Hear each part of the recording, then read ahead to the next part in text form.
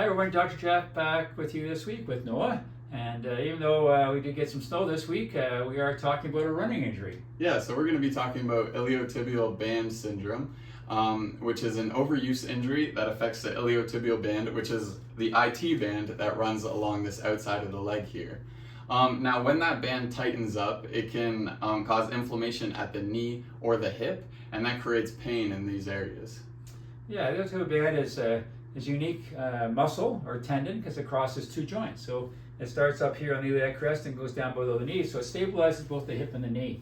And so one of the big things with this is runners that like to run on uneven ground. And this is because when you're running, that IT band has to fire all the time to try and balance your hip and your knee so you're not falling over. Also, people that run on sidewalks or on the road, so you're always running the same direction. So you always have a bit of a grade. So one leg's always seem to be longer than the other leg. This is why they call it the runner's scourge, because that constant running, and a lot of marathoners that run a lot are more prone to getting this type of condition.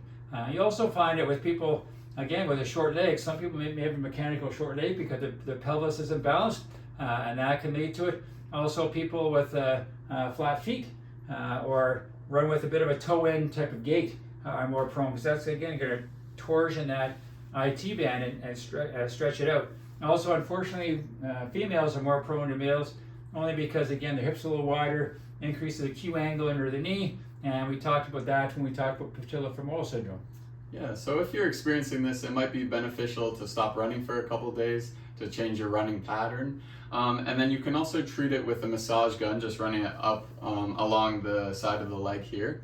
And then if you come into the clinic, you can do shockwave on it, laser and stim, and then you can also roll it with a standard roller just along the outside of the leg. So yeah, it is important that you get in to see us, because again, if you have that mechanical short leg because of your sitting posture or standing posture, or the way you sit type of thing, we can actually correct that for you to try and balance that pelvis out and get the legs even again.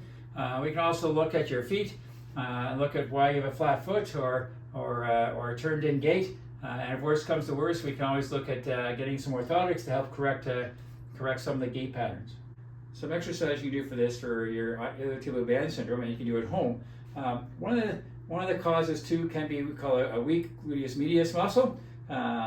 So a lot of physios look at weak gluteal muscles for knee pain. So one thing is called a clamshell. So what we're going to do is, legs at about 45 degrees here, you're just going to bring the knee up and down like that for me. So if that works, try and do that maybe 10 repetitions, 5 or 3 times.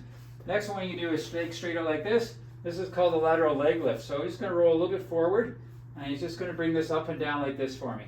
And again, if this is feeling pretty good, you can do it like 10 times and do about 3 sets of it. If everything's really easy, we call resistance band. So we're going to get a band. We're going to put this around his feet. Just lift up there for me. And we're going to put this around his knees, and now he's going to do the clamshell again with resistance. All right, again, you can try and do this 10 times, 3 sets. And again, if lateral leg lifts are good, he's going to bring this down here, and he's going to, again, bring that up against the resistance band. All right, which is good, okay. Other things we mentioned you can do at home.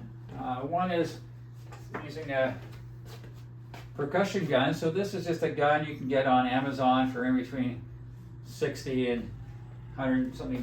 So all you're going to do is put this on, and he can actually do this himself if he wanted. He can put this on and massage himself just like that, back and forth.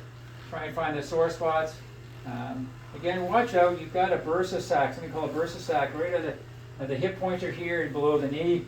A bursa sac is just a sac of fluid that when it gets squished, it lubricates the tendon, and with the friction caused by an IT band syndrome, you can be irritating that bursa sac. We don't want to irritate it anymore by using a percussion gun on it. The last thing we're going to do is, we talked about, is rolling. So if he gets up, we can put the roller here on, and we can just roll this back and forth. And you're really fine.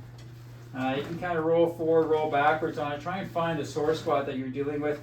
This can be very painful when you're doing it, so you may not be able to do it for very long. But again, avoid going too far below the knee and too far up in the hip to try and avoid those bursa sacs. So those are some exercises you can kind of do at home to try and help with your IT band syndrome injury. Also, one stretch you can do is just taking this leg here. All right, you're going to take it off the side of the bed and drop it straight down. And this is going to stretch to that IT band. You can do this in the front, and you can also, again, lift it out the back and do it off the back of the bed. Just like that. We hope you guys liked this video this week. If you have any questions or comments for me or Dr. Jeff, leave them in the comments down below, as well as future video ideas. Hit that like button and smash that subscribe button. And here at Goldsworthy Wellness, we got your back.